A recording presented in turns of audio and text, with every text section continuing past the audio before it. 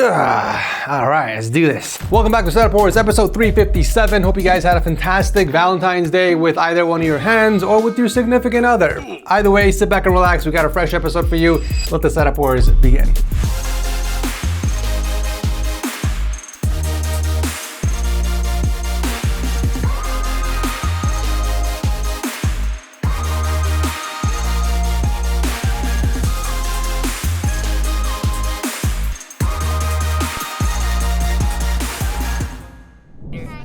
What's up, my man? Boom! You're doing too much. So there's a physical stop sign. So it seems that a lot of people Man, everything's the same. to learn that You weary soul, to quench your cravings, swipe left on your screen.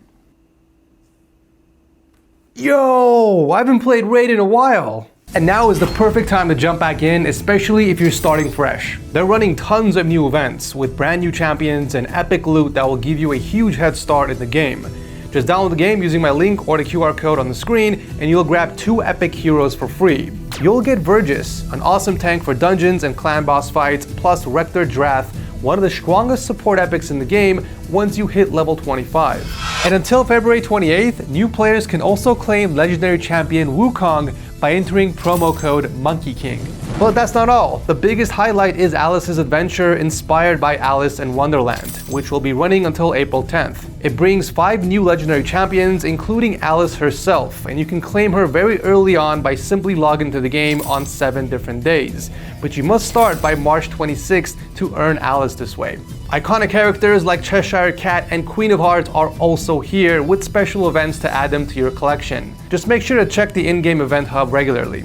Boss battles have always been my favorite part of the game, and now you can face the Queen of Hearts herself for some amazing loot. We're also hosting an event on our Discord server where I'll be giving away 3 brand new TechSource mouse pads to random people who installed Raid Shadow Legends. Just simply register for the game by using my link down below or by scanning the QR code on the screen, then join my clan in the game and be a part of the server to learn how to enter. Kicking off the episode, we've got Erdink from Turkey with his somewhat Japanese themed setup. He's an art director in graphic design and active supporter on our Discord server. Appreciate the contributions, my guy. His profession definitely shines through these photos. At first glance, there are a lot of different colors, but they actually work well together, especially with the balanced black and white foundation and the bright white wall in the back. The look also changes when the lights are off, bringing this subtle RGB glow behind this custom hexagonal wall light and those projected lights, giving the setup an entirely different vibe. Because of the economic situation in Turkey, it took him 4 years to get to this point, but he's managed to craft a small getaway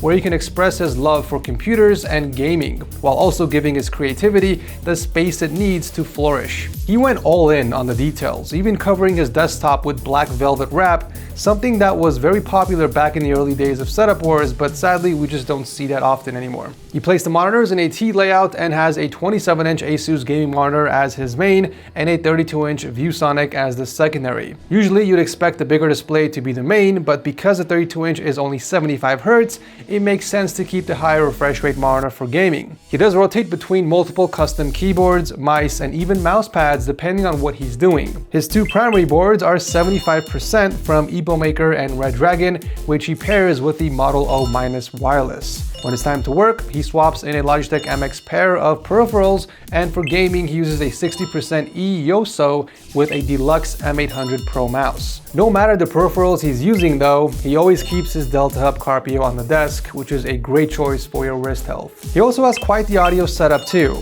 2 pairs of headphones, we got a JBL and R-Vanes, an overhead Behringer speakers which are mounted to the wall and tilted towards him, plus a ViewSonic sub underneath the desk. I also love how you have fake vines wrapped around the boom arm, adding a splash of greenery. Cable management looks great, both under the desk and behind the monitors. Since he can hide all the cables with that foldable cover, it all looks super clean from eye level. The PC looks just as clean, and it's built inside the Phanteks NV5, rocking a Ryzen 5 5600X and an Asus TUF RTX 3070. The extra mods like the screen at the bottom and the LED clock on the top work very well with this build. And if you're asking what the Japanese text means, well, I don't care. Regardless, it's a beautiful setup, Erdink, and I love how you utilize the limited space to create your own little oasis. Awesome job. Next up is Grant, aka Just Minimal, another supporter from our Discord server. You're only 14? Wow, I appreciate the support, first of all, broski. I didn't expect someone this young to be subbed to the server. In any case, his setup lives up to his name. If you're active on our server, you've probably already seen it on our Setup of the Month contest for minimalistic setups in January. He unfortunately didn't win and Sean took the crown, but if you guys want to participate, this month's theme is teen setups. So you have to be between 13 and 19 years old to take a part. So if you'd like to win some cool prizes, make sure to join our server, vote, and submit your setup. And Husies, Grant is running a T layout similar to Erdink's but reversed in size. A 32-inch LG Ultra Gear as the main and a 27-inch curved Samsung in vertical mode on the side. It looks like both of them are mounted to a custom butcher block desk on top of a sit-in stand frame. This is a great combo, by the way. A lot of people usually go for IKEA countertops and frames because it's more affordable, it's easier to get, and there's more variety. But if you live near Home Depot or a similar store, a more sturdy alternative would be a butcher block that won't bend as easy compared to a Linman tabletop. Also, staining it, just like Grant did here, can give it a sleek look. The peripherals are all from Razer except the secondary wired mouse, and boy, your wrist rest needs some milk. I don't know if you knew this, but we actually have acrylic wrist rest for both the 65% and 80% keyboards on our store, which I think will look really nice in your setup. So if you guys want to pick one up, I'll drop a link below. Besides the peripherals, the rest of the desk has been kept clean. He's got a photo, a watch from his great uncle, and his plant named Einstein. Einstein? Why did you name it Einstein? Let me know in the comment section. Under the desk, it's all very tidy as well. We only see his headphones hanging, a couple of pencil drawers, and no cables in sight. Everything is tied up with zip ties and cable clips, plus that little metal tray in the back. He even mounted his mic boom arm onto the monitor mount itself, letting him easily position it over the main monitor and route its cables with the rest. Great job. His PC looks like a budget iBuyPower pre-built that he's upgraded over time. It's now rocking an i5 13600K and a PNY RTX 3060.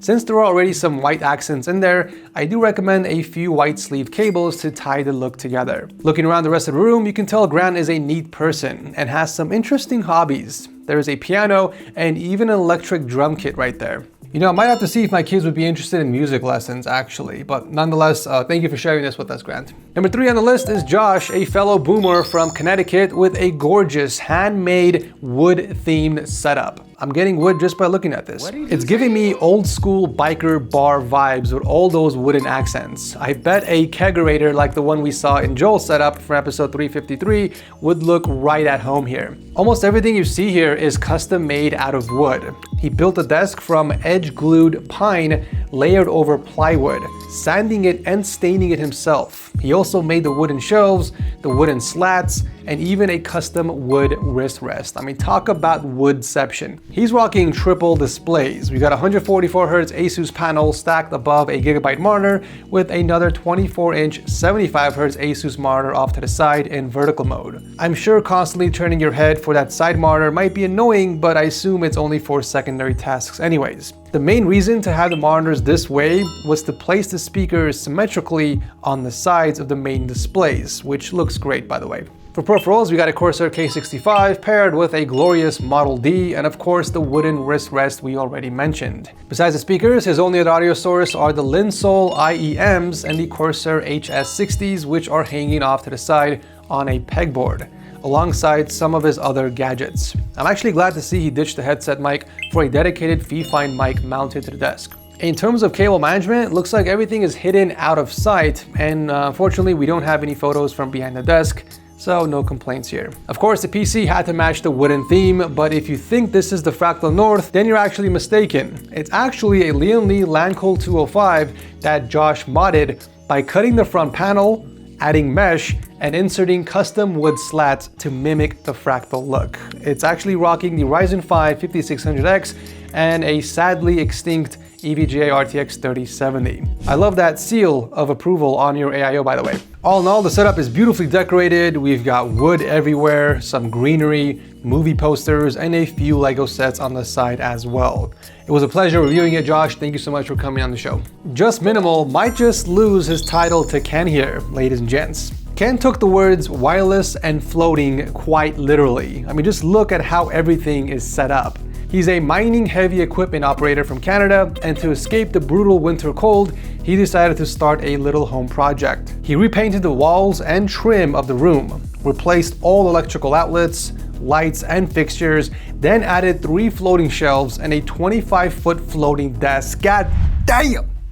The dedication is commendable. He used plywood and white glossy puckboard HPDE, which is apparently the same stuff used for hockey rinks. Coming from a Canadian, who would have thought? He reinforced the floating desk with 20-inch, 500-pound HD shelving brackets, and apparently he can stand anywhere on it without the desk bending or breaking. This entire room project took him about 2 months, and it looks great. There's just one small thing that's bugging me, and that's with all the empty space. Now, I'm not judging you, but if you have that much desk space, I hope you actually use it. Anyways, he's using a single 42-inch ROG gaming monitor mounted to the wall with Logitech and Razer wireless peripherals. Aside from that, the desk only has Logitech speakers, a skull head bottle with his SteelSeries headphones, and some other gear on the right, including his PC. It's yet another Ryzen 5 5600X and an EVGA card, but this time it's a 3080. Of course, a pair of white-sleeved PSU cable extensions would really make the PC pop. Right next to his PC, he placed his laptop, a Prusa 3D printer, and that huge JBL boombox, making this setup a little bit right-side heavy, if you ask me. I would have loved to see it a bit more balanced, but you must have a reason for keeping all that stuff on the left side. Cable management is where the setup shines though. The monitor cables feed right through the wall, and the rest is drilled through the desk with grommets and managed with tons of wire covers, cable channels, sleeves, and clips. Lovely sight. You've done something really unique here, Ken. It sure beats being outside in minus 50-degree weather. I can't wait to see any future updates, so be sure to apply again when you've done any more tweaks. Wrapping up the episode is Victor and his quad display setup. So Victor is a 19-year-old student from Quebec, and it took him a year to put together this jungle-inspired setup. The main accent color is obviously green, and we got some vines, bamboo, and plants all around. Looks like the quad display layout is very similar to my own. He's got 3 24-inch Asus monitors and a 32-inch Acer up top. The peripherals of choice are an Asus ROG keyboard paired with a Logitech G Pro X Superlight, both resting on our beautiful green liquid mousepad, which fits perfectly with the theme. I also like how he didn't go for the typical red accent HyperX cans and opted for a color that blends in much better. And now let's address the elephant in the room, that PC chilling in Tarzan's den. At first, I thought the fake vines were blocking the airflow, but zooming in, you can see he only placed them around the panel edges, not over the fans, so good thinking there. This one's an Intel build with an i9-13900KF and an Asus 3070 Ti. He placed it on a makeshift shelf, reinforced by 2 triangle brackets, and I really hope he secured it properly into the studs. The last thing you want is to have your PC collapsing like the one here. The cable management is looking good. He took advantage of the mesh hammock to hold them, and it looks like there's a gap in the desk for all the monitor and peripheral cables. Very nice. For some reason, my gut says he's into extreme sports. I mean, you don't just keep a scooter, skateboard, and drifting wheels around just for show, right? If you could hide the individual LEDs and diffuse the strip, it'd look much cleaner. Otherwise, they catch the eye right away when someone enters the room. Either way, such an awesome setup, Victor. Thank you for participating. And that is it for today's episode, everyone. As always, let me know in the comment section down below which of these setups was your absolute favorite. I love you beautiful toenails, and I'll see you in the next one. White toenails.